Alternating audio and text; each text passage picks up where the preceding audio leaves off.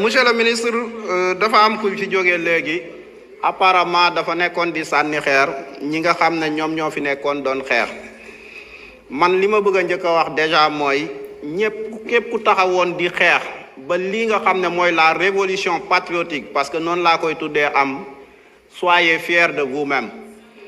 En 2011 dama taxawoon fii nii buntu assemblée nationale j'étais un citoyen lambda nekk étudiant à l'université di xeex gàddu xeer comme ñëpp comme l'ancien président de l'Assemblée nationale Moustapha Niasse et tout et dama gëm ne xeex boobu moo tax tey ñu agsi fii et on l'a refait beneen bi mooy il faut que ñu xam monsieur le ministre que loi yi ñu andi fii nii man dama gëm ne jàpp ne dañu fi andi loi yi pour xeex le système gis nga système bi Ousmane Sonko doon wax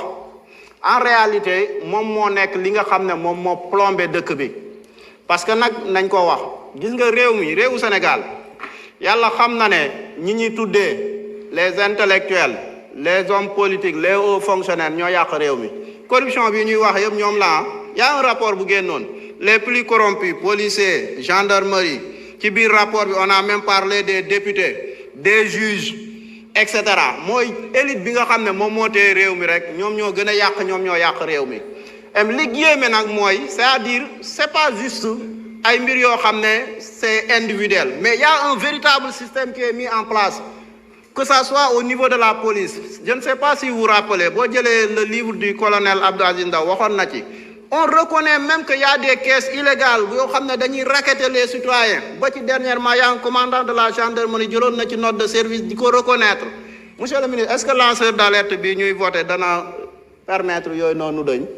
man waxoon naa ko en commission corruption bi gën a mal ce qui me fait le plus mal mooy la corruption sur la voie publique da ngay gis yenn actes yi yow da ngay yéemu sax moi j'ai été une fois témoin d'un acte benn oto bu ñëw apprenti bi policier bi di ko nu mu tuddati siffler pour mu arrêter mu naan chauffeur bul arrêter avancer samp naa depuis tey ci suba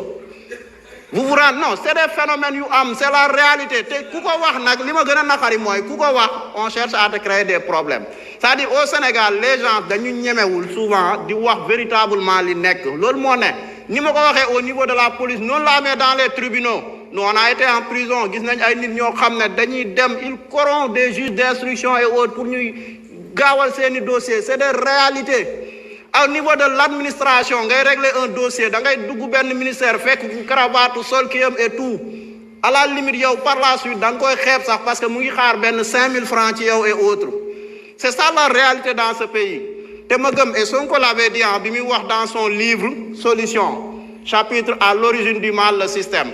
mu ngi naan le système dont il s'agit est pernicieux c'est un piège tentaculaire à plusieurs têtes c'est d'ailleurs une erreur monumentale de l'identifier à sa seule composante politique booba léegi bi ñuy wax ñu ngi naan loi yi ñu fi teg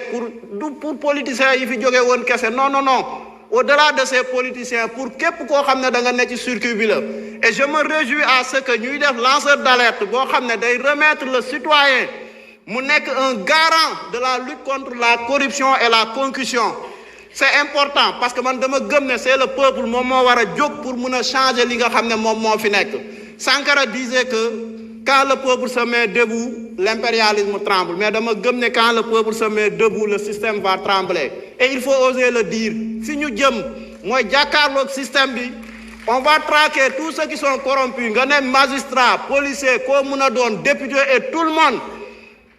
képp koo xam ne nekkoo ci loolu amul problème on a aucun problème ak yow mais réew mi bu ñu ko bëggee changer faw ñu ñeme dem ci loolu noonu moo tax monsieur le ministre d'un autre côté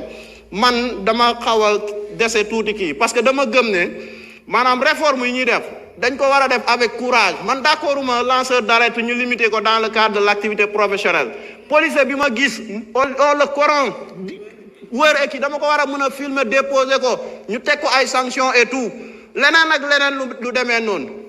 ci livre bi Sonko da doon wax aussi ne mais ce système existe et se régénère à cause de nos peurs et de nos inactions certes amul inaction mais il faut ñu dépasser yenn peurs yi ñeme taxaw quand Sonko disait magistrature bi et autres y a de la ko waxu ñëpp la mais yaa na c'est des choses c'est des réalités ñun ñëpp xam nañ ko. Merci beaucoup.